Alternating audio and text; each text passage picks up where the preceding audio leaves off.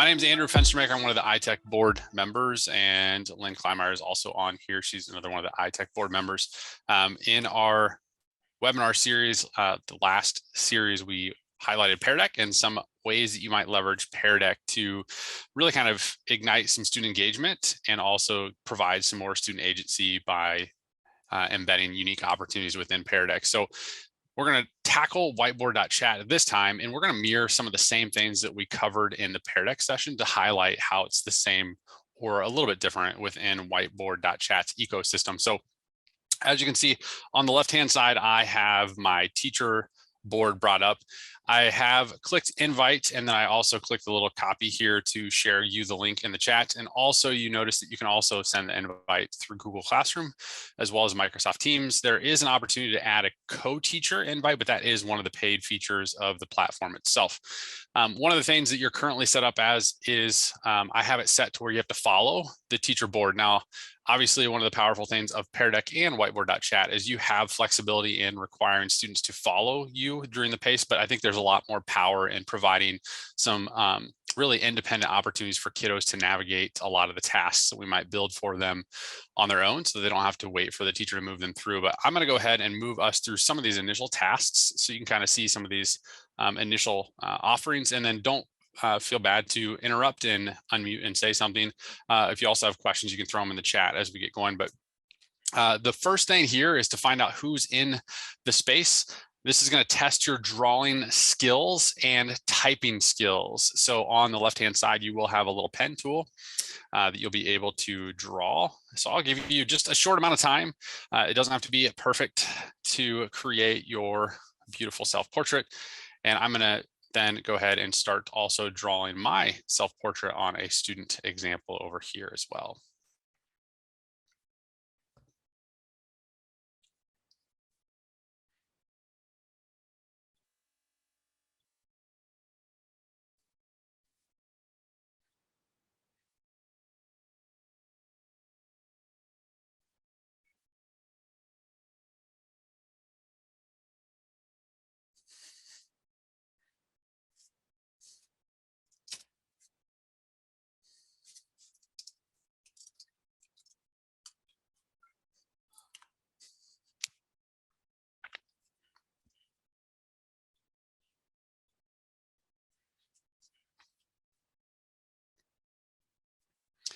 So as you're creating your self-portraits on my screen, I have pulled up the teacher dashboard view so that I can see who has created some of their fancy drawings. So I'm seeing that someone has found a circle tool to help create a nice circle face.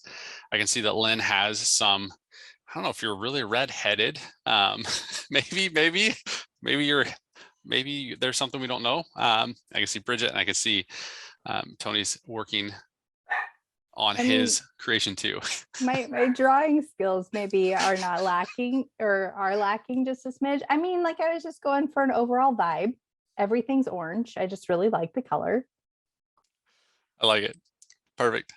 Yeah, so as you can see, one of the tricky parts is if you have a touchscreen device, it'll work a lot better than what, like, I tried to draw mine with a trackpad and it did not turn out the best. But one of the other things to highlight with this is I do have the ability to minimize the tools that you see. So one of the cool things is that you can provide a ton of tools for your students to interact with the content, or you can minimize the number of tools that they might see, which, depending on the age of your learners, it can be really helpful to minimize the number of those tools that they have. But currently I can see everyone's board. I can then jump back into my book itself, which then takes me back to my personal teacher board itself that I am able to navigate itself. So with that being said, if we were to jump to another page here, you're going to see that this is just going to be a would you rather example. So just to get us started here on the next slide, as I kick us into the next slide, and I'll wait a little bit to make sure yours catches up as well. You should be able to drag that little dot at the top right onto the specific one that you would rather. So I'm going to go back into the grid view as the teacher to be able to see which ones we would prefer to be able to do.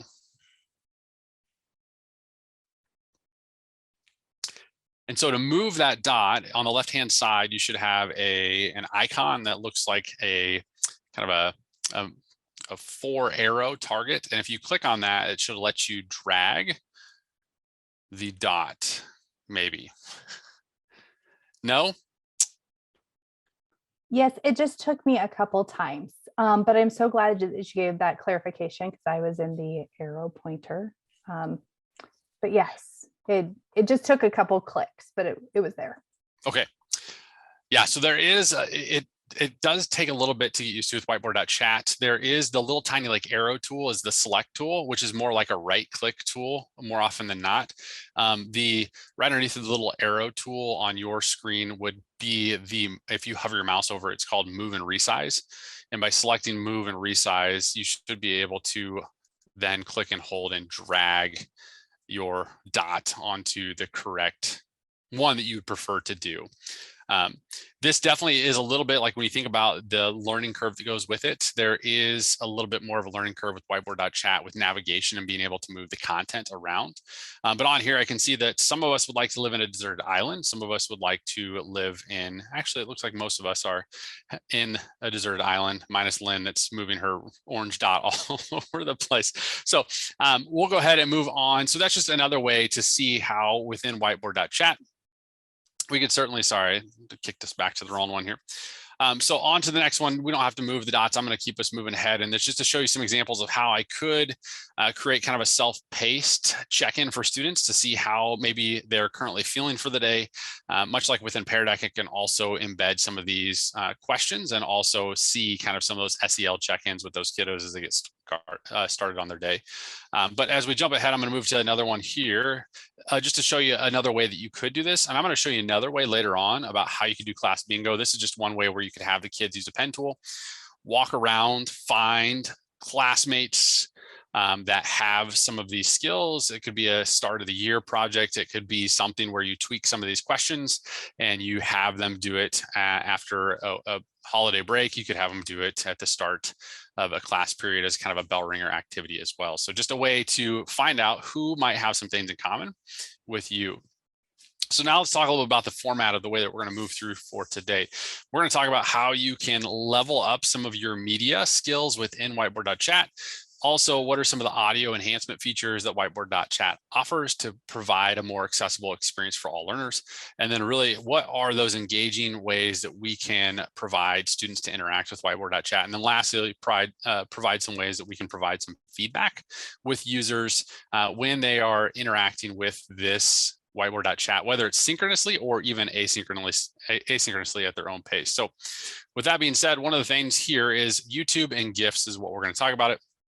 And again, some of you might call it GIFs, but according to my Canadian GIF, or again, I can't even talk, Jen Giffen would remind me that her last name is not Giffen, it's Giffen. So I have to say that it's GIF. So it is going to be a GIF throughout this time together. So first and foremost, YouTube, one of the cool things about Whiteboard.chat is they have widgets, which are actually on the right-hand sidebar for yours. So on your right-hand sidebar, all the way to the right, you're going to see what looks like a star with actual like a gear icon on that. And that little gear icon itself is where you'll have widgets, and it'll actually give you the opportunity to add your own items, which Whiteboard.chat calls widgets. So with this on your screen, you're going to see that all you would have to do to add a YouTube video is open up the YouTube video that you want to access, go to click share and grab that URL. And then on Whiteboard.chat, what you'll need to do is use the widget tool, click on YouTube, and then you actually have to click on your Whiteboard.chat canvas where you want to add that video in. And so what happens is I'm going to kick us to the next page so you can see what it looks like from a student's perspective if that video is embedded. So as you can see here, now that YouTube video shows up natively within Whiteboard.chat. So if I want to give students an opportunity to watch a quick video and then move to another slide where now I'm going to ask them to do some kind of a task based on that video, I have the flexibility within Whiteboard.chat to embed media, get kids to interact with that media, and then move ahead to provide some additional thought prompts for them to demonstrate some thinking or learning over that video that they might have watched. So that's just a quick way. And I wanted to compare it to how Pear Deck works as well, that you can actually add in videos, which when we think about asynchronous opportunities for students to work during independent work time, if they're working remotely, or just even providing some of that station rotation type thing through a blended learning format where I could leverage Whiteboard.chat, embed some video. And then also, if we move ahead to the next one, what you'll see is we also have the opportunity to embed GIFs. Now, one of the things with this is sometimes when we pull GIFs, depending on where we pull them in, they're not animated. So as you can see here, my awesome GIF is not showing up. But one of the things is if you grab a GIF, and I just use Giphy's website to go find my awesome thing. Now, one of the things here is I was able to just search awesome. I found the GIF. When I found the GIF, I just went and clicked to share it. And then the purple button that says copy GIF link. Once I copy it, the nice thing about Whiteboard.chat is there's a super slick little resource that was recently put out by the iTech board about shortcuts to awesomeness. And kudos to Tony for his classy graphics class that I might have happened to take a few years back, and I still am able to try to pull so many of his great tips and tricks to infuse into some of the creations that I have shared out on social media. So shortcuts to awesomeness, one of the cool things about this is the Control V or Command V, depending on your device, is how you can put that GIF right back onto your Whiteboard.chat resource. So as you can see here, I have my GIF that's now showing up, and all I did is actually went to giphy.com, searched that GIF, clicked that share button, grabbed the link, and then came back and just used that keyboard shortcut, and it showed up right on my canvas, which then at that time I can resize it. Now, one of the cool things about Whiteboard.chat is on my teacher screen, if I move something around, it's probably not going to work with my GIF here. Let's see if I can get it to, if I can get the corner. Oh, maybe there.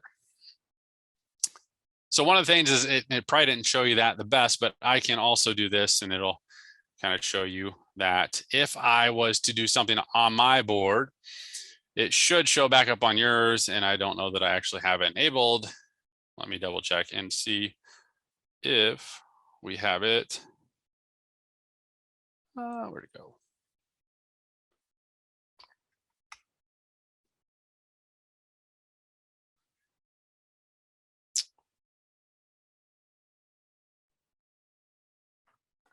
It is showing up on mine. Did it? Okay, I don't know why it didn't show up on my, okay. It just took, once again, it just took a moment to show up. But what was kind of cool is watching, I could see your name showing me that you were the one making those edits or changes. So that's kind of cool too, to just be able to follow along. Cool. Perfect. So moving ahead to some of the other pieces here.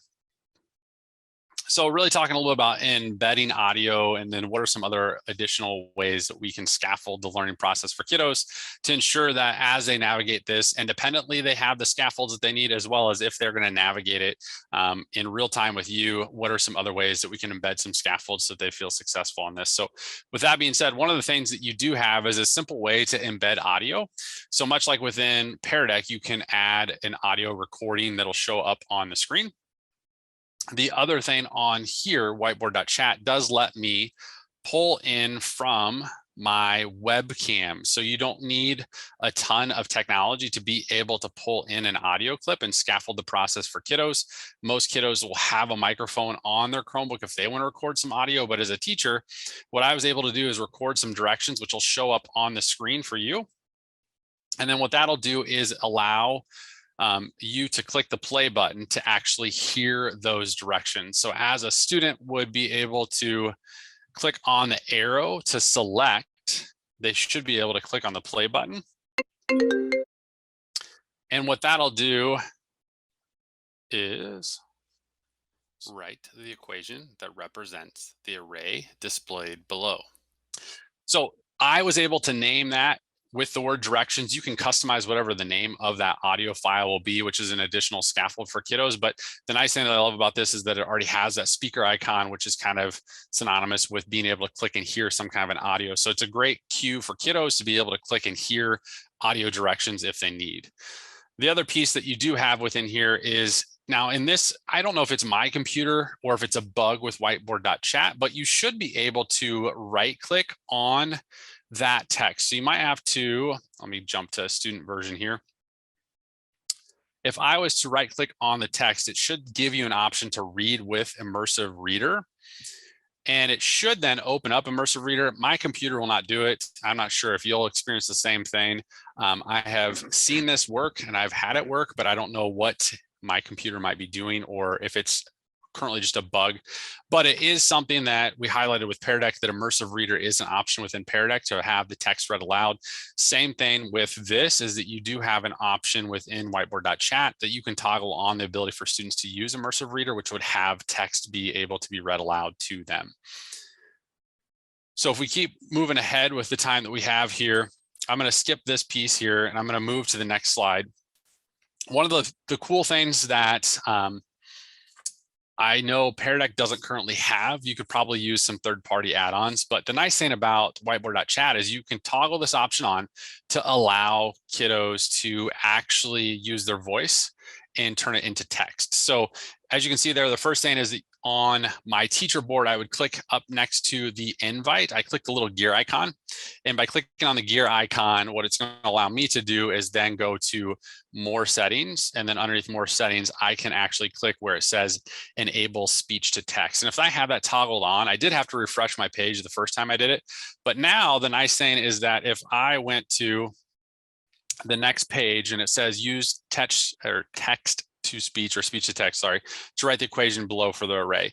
So if you actually were to click the letter T from your toolbar on the left-hand side and then click anywhere on your canvas, you're going to notice that it actually pops up for you to actually dictate your text. Now it's a little bit, what I thought was kind of confusing is the microphone's green, so I'm assuming it's recording, but it's not, which I guess when you click on it, it changes to red, which then shows that it is going to allow you to talk. So if I was to click this,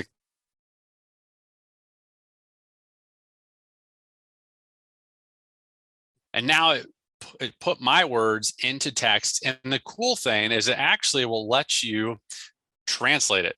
So if I was to choose, for example, let me see if I can, let's do Spanish and see how well it does. So we're going to go from English to Spanish and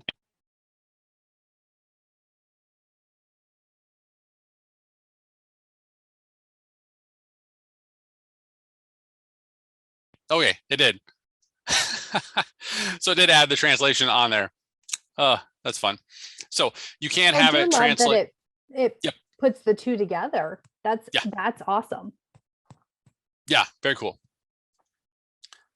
Okay, so moving ahead on some of this, let's get into some of these pieces that I think will level up what Whiteboard.chat offers for you to find ways for kiddos to work through independently on some of these tasks and be able to make their thinking more visible for you as the teacher, and then provide you with some insights on how you might make some instructional moves based on the data that you're able to collect. So if I move to the next one here for us, and I'm not going to have you actually do the recording, but I just wanted you to see how you could embed a website within Whiteboard.chat that would then allow kiddos to interact and complete a task right within Whiteboard.chat and eliminate the number of clicks that they might have to take to complete a task. So what I mean by that is sometimes we give them a task and then it takes them to a different website, and then they open up a new tab, and then they open up another new tab, and then they open up another new tab, and then all of a sudden they're lost and don't know where to go. So if I kick us into the next page, what you're going to see is on there, you should see that you're asked to join.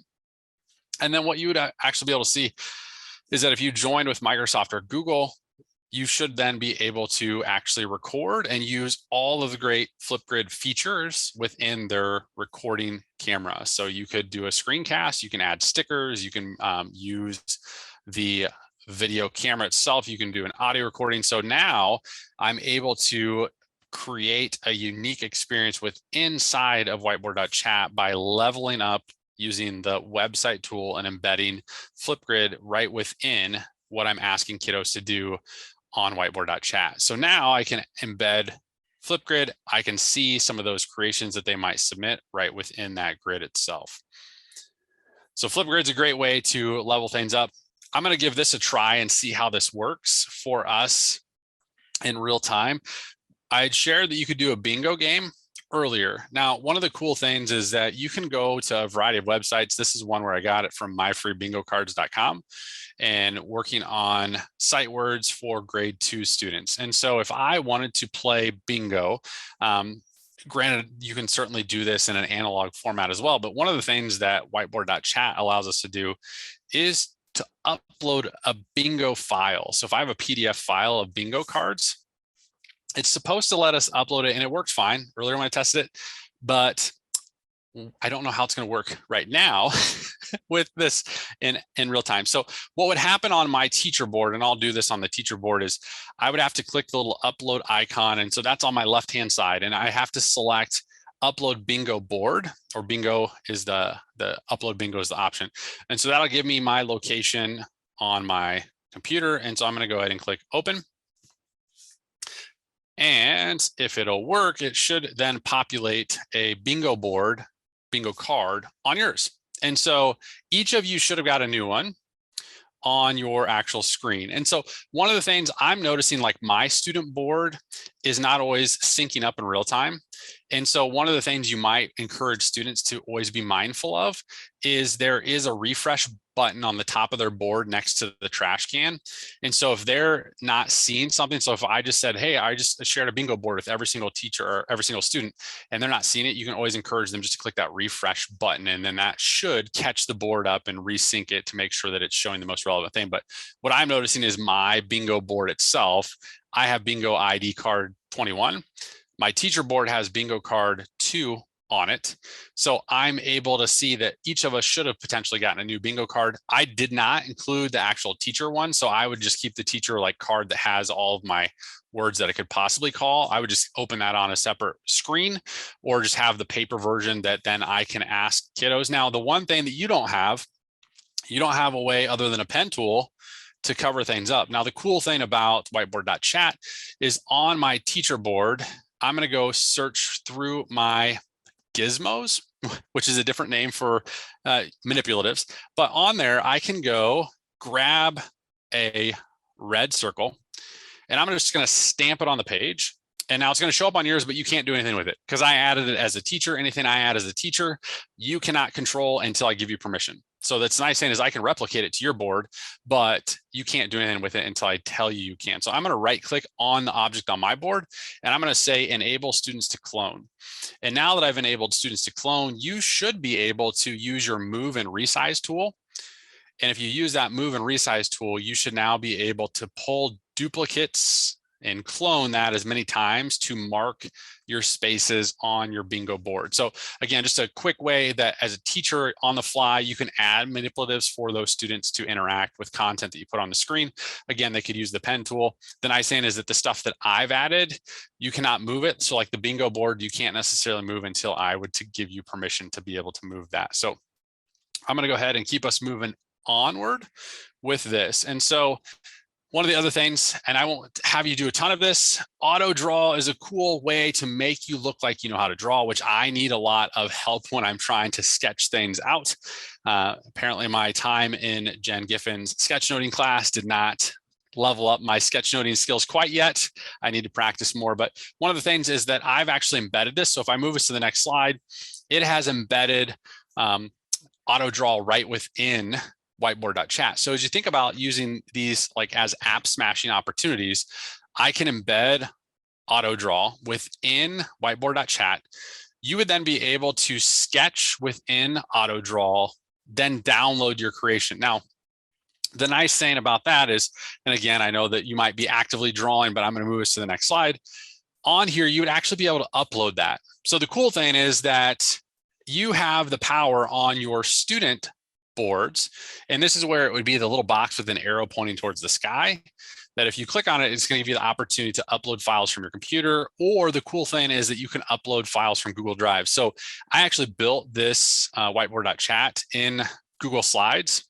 And then when I actually added it to Whiteboard.chat, I just clicked to upload from Google Drive, and it took my Google slideshow and put every single one of my slides on an individual page within Whiteboard.chat. So it's pretty simple to go ahead and pull Whiteboard.chat from Google Slides and make it into a more interactive component with Whiteboard.chat. So you could have students create an auto draw and then upload their creation to Whiteboard.chat. Now, the cool thing is I haven't showed it yet, but I do have the ability to showcase student boards. So if Lynn had done a really sweet drawing in auto draw and added it to her board, not all students can see it, but I can add the ability for Lynn's board to be highlighted. So then that replicates out to everyone's screen and you would be able to see what Lynn drew. And then I can pull everyone back to their own board so then that they can keep working at their own pace on the task that was given to them. So I can highlight students, which I love being able to show the thinking of others. So it's just a great way to be able to create maybe an independent task, but also a collaborative task at the same time to highlight the thinking of others. The next piece of this is Whiteboard.chat actually has auto draw built in. So you don't have to use auto draw on your student board. If you kind of follow that little screenshot there that's on your screen, if you click the pen tool and then click at the bottom where it says magic draw, that will allow you then to go ahead and draw something on your screen. And then you should get a little box that pops up with little suggestions about what were you trying to draw. Now, the one thing that I would have to say is that Google's auto draw is nice because I can actually use like a paint bucket and fill in different pieces of my creation. Within the magic draw that's native to Whiteboard.chat, it's a little bit of a learning curve of how to build that stuff and then actually move it around and resize it. It takes a little bit of learning compared to auto draw. So just to highlight, there are some features that you can embed through using the website widget, or you could use the native magic draw within Whiteboard.chat. So as we keep motoring ahead, the next thing is just showing you how you could highlight some of the resources that are up and coming. So I know that lots of students and teachers are raving about Bookit. And so it's just another way to highlight how you could provide some instructions here to front load for them so that they understand, okay, as we move on, here's the task. You need to enter your name, you're going to select a new game, and you get to choose the map that you're going to do through this task. And again, I use the widget of website. And so now what you would see is on your board, you'd be able to type in your nickname, you'd be able to select the map, and then you'd be able to play the game in real time. So just trying to highlight the different dynamic ways in which you can create lessons within Whiteboard.chat that don't just have to be basically just like text-based slides, but I can infuse self-paced games. I can embed video. I can add GIFs to help tell a story. I can provide creative drawing tasks for students. So there's a multiple ways in which you can enrich the learning experience for students and provide some of those engaging opportunities for them to own the learning process and also make their thinking pretty visible. So moving ahead, the other piece on here to highlight is auto grade. I think this is a pretty cool feature for auto grade to be able to have some of those questions automatically checked for students. So there's a lot of boxes on this page here. So the first thing is you're going to add a text box, and the text box allows you to then say, I need to add an answer and points to that. So then the third box on here shows you how you define what the correct answer would be. And you can actually separate the correct answers by commas. And then you can also have it ignore special characters. Then the next thing is that you have to add, and this is where it gets a little bit confusing, you have to add a link to the board to have it self-correct. So I'll walk you through that. But if I go to the next page, it'll kind of show you what it looks like.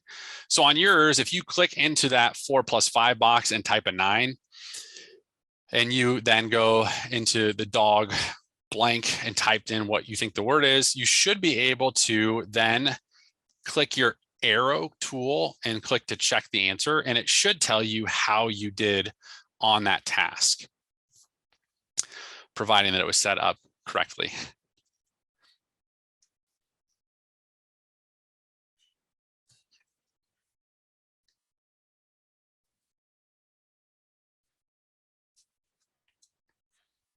So I see some heads shaking that it might be working for some.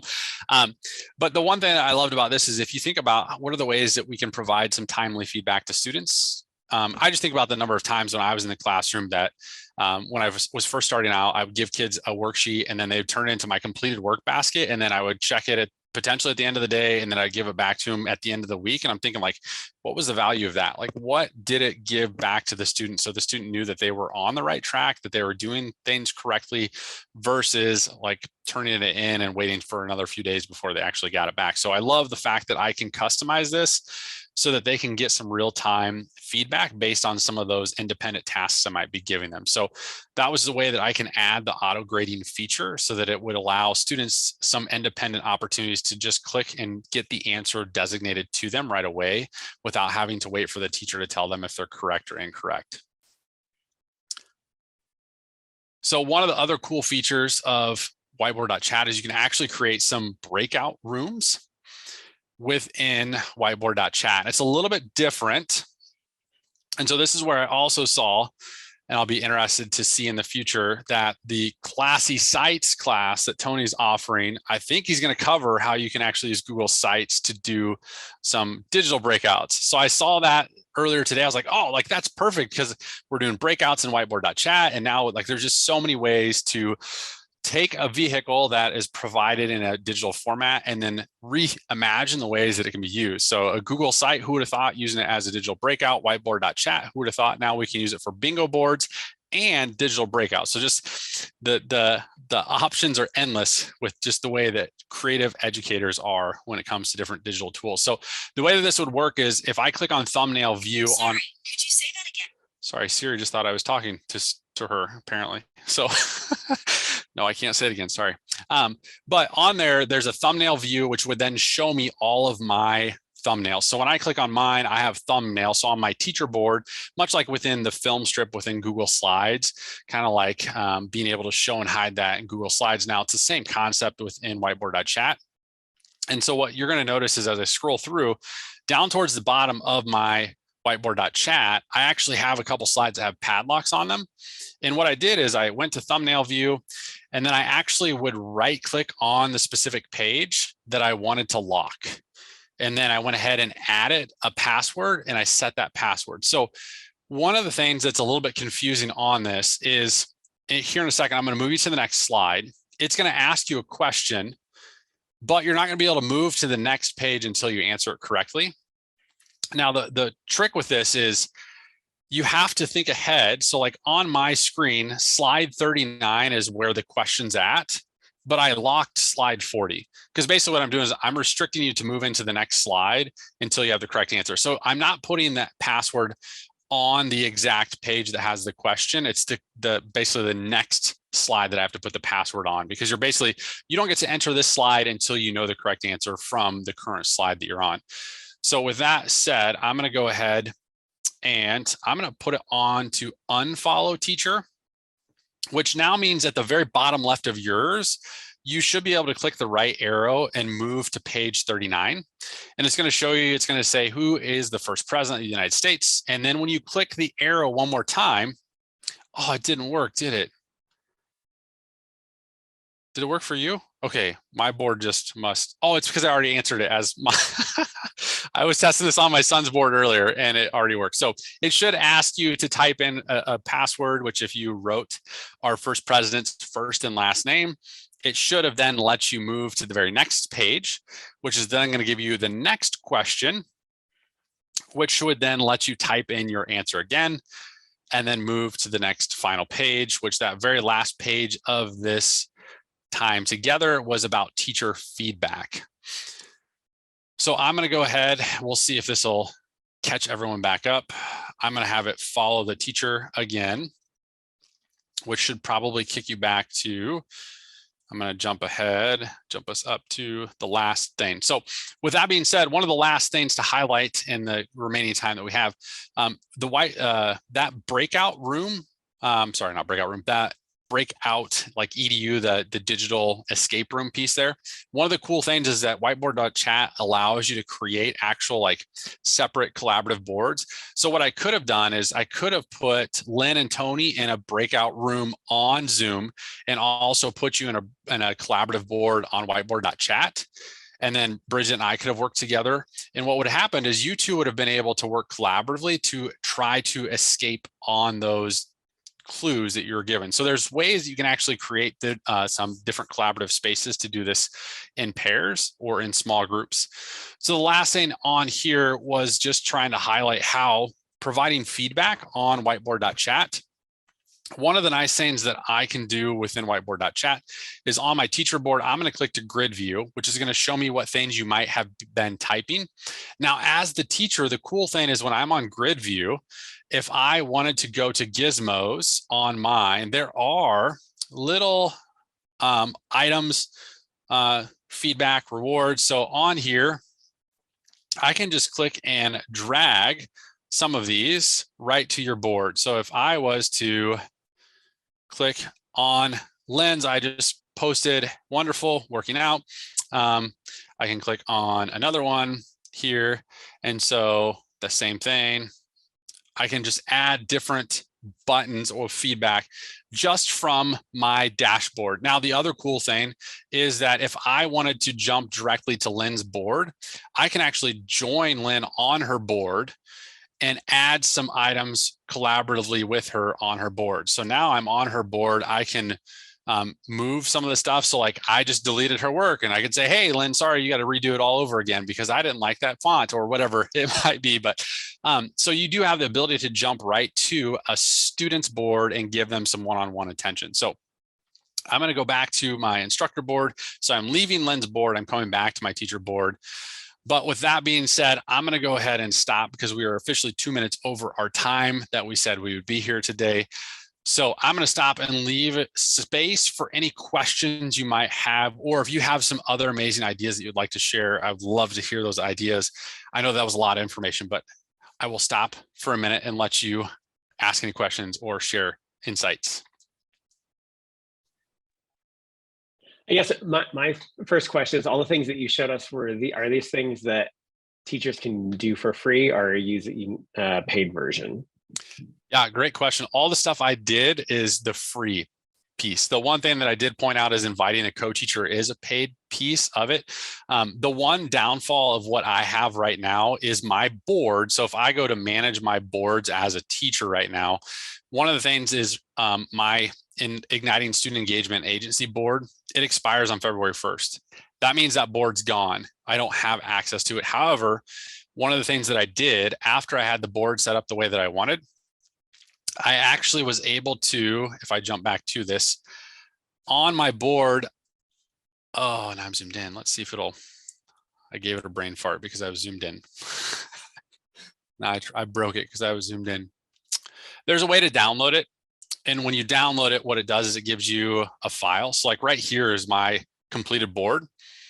Now the downfall of that is I would just need to re-upload that to use it. So it's kind of like the old school days where I would create like a Word doc and it would be saved in my computer. And then the next year that I'm ready to use it, I would open it and edit it, but not save it over my master copy. So kind of the same concept here.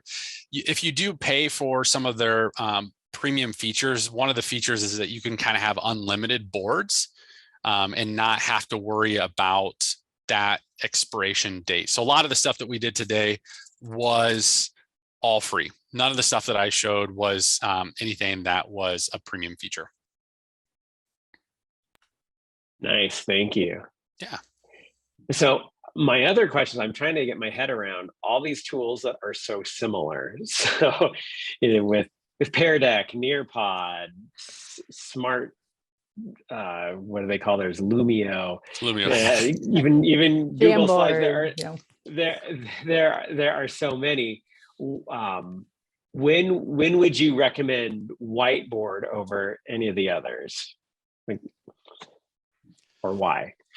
Yeah, and I'd be interested to hear Lynn and Bridget if you have thoughts on that too. I think one of the powerful things that I loved about Whiteboard.chat and still do love about it is just the virtual manipulatives. I think those are super powerful because I have so many teachers that are oftentimes the minutes that they have become a little bit challenging for instruction. And so on here, for example, I've had a lot of teachers where I just say like, hey, look, I can put a 10 frame on here and then I can go ahead and I can pull in some of those little shapes to do for them. And then I can change it to an infinite cloner and allow students to clone. And so now all those students on their board would be able to quickly go ahead and add those items to where they wanted on their board. So they could then quickly go ahead and interact and build.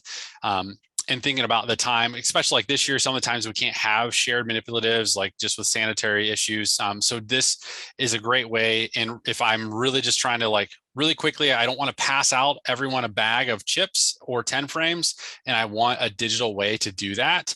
I really like from that standpoint. I also love the collaborative experience that can happen on here, as well as some of those scaffolds that I can embed, being able to add what the correct answer might be and let kids self-check. I just love that feedback piece where I think about like Pear Deck, there's not a way to define a 100% correct answer.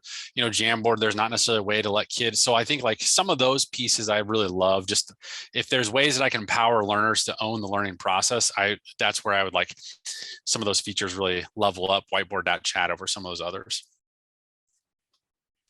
So I taught virtually last year, the whole school year, 4th grade. This was so key, and it was very developmental. So I wanted to see what upgrades they've done, because I haven't used it that much this year with being a consultant. And I would totally agree with what Andrew said. The ability for math and the manipulatives, very easy for the kids to kind of drag. 4th grade doing like multi-digit multiplication. And then it was super powerful for me, easily to have everybody in a grid view. And I could go in and jump in on a board and like highlight, like, here's where, take a look at this, 4 times 6, does that really equal 20? You know, and I could then showcase out right away through a screen. I mean, that's what I would do in a classroom on their paper. So through this, I could do it. Where Jamboard, you're like, you can't see. I've done Jamboards with students in math, but you have to like go in and they have to share it. It's very clunky, and this is super easy. And also I love then you can showcase the kids' work. And so, but they've added a lot of new features. There is a great Facebook group for Whiteboard.chat that talks a lot about engagement and uses and stuff. So I've found power with that. So my 2 cents. That was like $20 worth. Thanks. If you want to know the real world, and I have thought, I'm not in the classroom this year, but I have thought, how would I use that? And same kind of thing. I mean, like I could be working with a couple students, and if I have other students working on Whiteboard.chat and I have that on a device, and they could say, hey, Mrs. C, could you quickly look, you know, while my other people are doing something, if I could have that ability to just kind of look and see and check in on their work as they're going when I can't move around the room, would be cool too. I'd use it in person big time. And there's coins. The manipulatives are amazing. The gizmos, so many. That seems to be to me what sets it apart is, like you said, bringing in those manipulatives. I think what also sets it apart is what you can do for free, because it seems like those other tools, you know, I've used Nearpod, played around in Pear Deck, and it's just like you can't do that much for free. So I'm really excited that I tuned in to learn about this, because sometimes like, oh, it's another one of those same tools. I don't have time to look at it. And honestly, there's so much there that unless I had somebody like Andrew take me through it, I probably would struggle with figuring it out. So that's a drawback, but it has so many advantages too. Right. Yeah. Because like we focused a little on that math piece, but they've done magnetic letters like for phonics and, you know, that literacy piece. But then there's more advanced, like I'm in the elementary zone, but there's things I don't do with math and other things. So well, and some extra scaffolds and supports. I mean, you think about, Bridget, what you were just saying, there is a whole component where you can do some coding and programming pieces. Oh, my dog's just decided to join us. But you know, that kind of some of those extra functionalities, but like really scaffolding students in terms of like allowing that speech to text and the interactive collaborative pieces where you can all hop on the same board and you can in real time give feedback. I mean, it all just kind of packages together to be really, really powerful.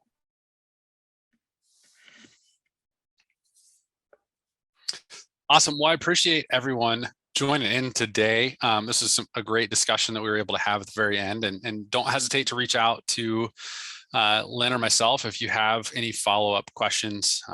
It was great to hear some additional thoughts, and we look forward to offering some additional webinars here in the future as an iTech board, and we welcome any kind of feedback for what would be most valuable as we try to navigate some of these roller coaster years that we've had in education. So again, thank you everyone, and we look forward to future opportunities to interact.